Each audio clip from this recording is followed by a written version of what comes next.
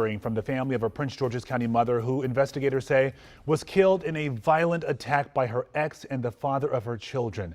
As our Alexis Wainwright found out, he was arrested but not held in jail for trying to strangle her just a few days prior. The family of Sharita Criswell says she was a successful makeup artist who really enjoyed life. Now they want people to hear her story and know that there's help out there for those who need it. We won't see her anymore. Not anymore. Emotions are high as this new reality sinks in.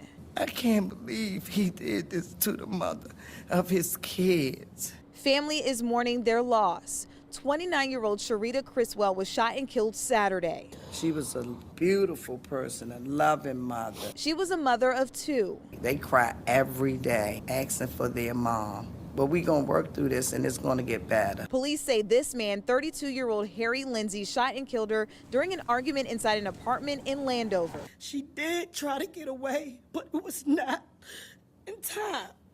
It was too late. Police found Lindsay in less than 24 hours. Metro Transit Police, who provided critical surveillance video to us, helped us locate the suspect. Just days before the murder, police say Lindsay assaulted and strangled Criswell. He was arrested by Bladensburg police, but released to be monitored at home. I can't tell you why that happened, but what I can tell you is that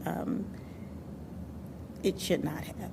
Criswell's mother says she talked to Lindsay on the phone. He said, "Ma, I'm sorry and I love you. I love your daughter. I'll never do it again." 4 days later, he killed my baby. About a week later, investigators say he shot and killed Criswell. We request routinely no bond, and oftentimes we receive a no bond status for the defendant. In this case, that didn't happen. And now they are reminding anyone else who may be dealing with domestic violence to seek help. It's too many women out here losing their lives over domestic violence, and it's not fair. Now, Lindsay is charged with first and second degree murder and is on a no bond status. Police say there have been 10 domestic violence related homicides in the county this year. Alexis Wainwright, WUSA 9. Just so sad. And you know, when we cover cases involving domestic violence, we like to remind you help is available. We know so many people are suffering right now. So there are resources on your screen right now. The National Domestic Violence Hotline is 1-800-799-SAFE. You can also chat with someone live at thehotline.org or text the word START to that number on your screen, 88788. These resources are available 24 hours a day, 7 days. Tomorrow morning, in the case of a Maryland FBI agent accused of sexual assault.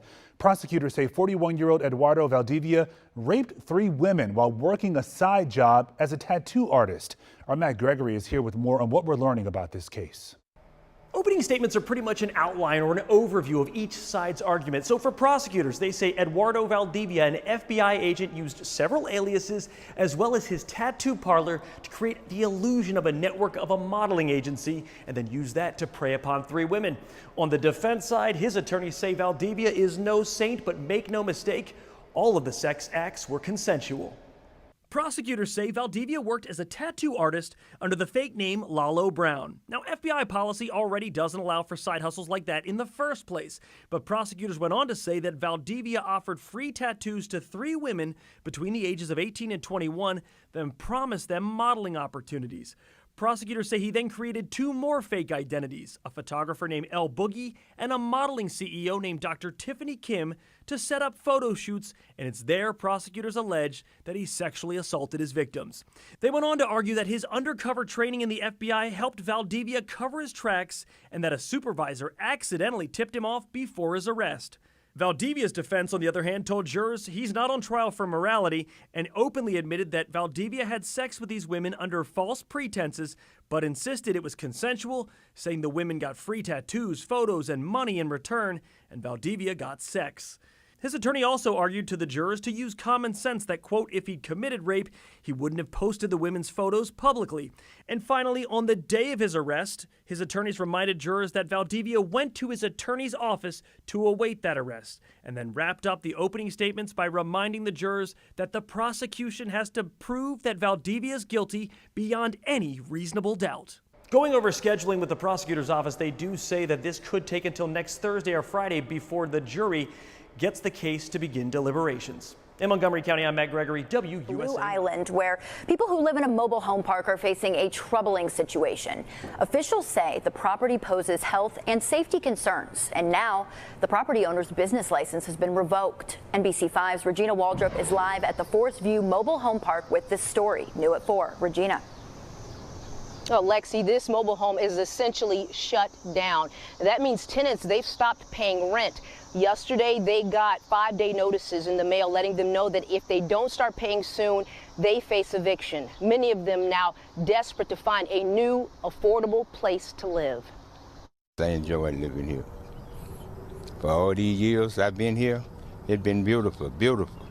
But now, all of a sudden, that we got to go, I don't understand it. This is home to us, and you know it's tragic that we have these complications when we don't even know what's going on. 4 children and trying to get up and go that's not gonna happen. Very hard to sleep, just thinking about what's coming next. Some have lived here for decades, others a few years, but their days in the Forest View Mobile Home Park are now numbered.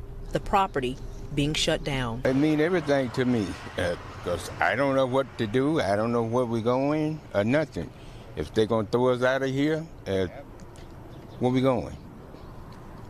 Don't have no money just like that to jump up and go and buy a place or get a home. Late last month, city officials revoked the business license. The mayor in a statement calling the property dangerous, unsafe. He goes on to say that despite collecting rents from tenants, the owners have failed to maintain the property in a safe way. City officials also say the property owner owes close to $4 million in unpaid water bills. It's very hard trying to find something, especially with 4 children, to try to pick up and go fast. It's hard, very hard. And it's sad at this point because, like I say, we've been here going on 3 years. We're trying to fix it up, and then boom, this happens. So the city has asked the owner to give each resident here, each tenant, $5,000 to help them find a new place to live. Keep in mind, the city has asked. The city cannot force the owner to do anything. And speaking of the owner, we've reached out to the owner as well as their attorney. We're waiting their response. I'm live in Blue Island tonight. Regina Waldrop, NBC5 News. All right, we're going to see what the next step is on this story. President Donald Trump brought back the idea of taking over governance of D.C. He says his major concerns are the crime rate. He also shed light on his administration's working relationship with Mayor Muriel Bowser. Listen.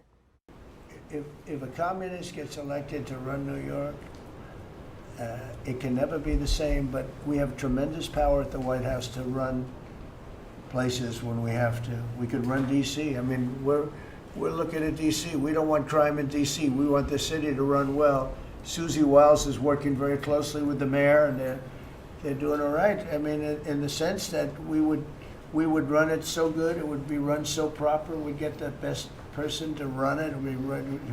The crime would be down to a minimal, would be much less. And you know, we're thinking about doing it. To be honest with you, we want a capital that's run flawlessly, and it wouldn't be hard for us to do it. And we've had a good relationship with the mayor, and we're testing it to see if it works. A complete federal overhaul of the district would only like be D.C., it goes through the end of August. Kids under the age of 17 cannot be out alone between the hours of 11 p.m. and 5 a.m. Now, there are exceptions for teens heading home from work.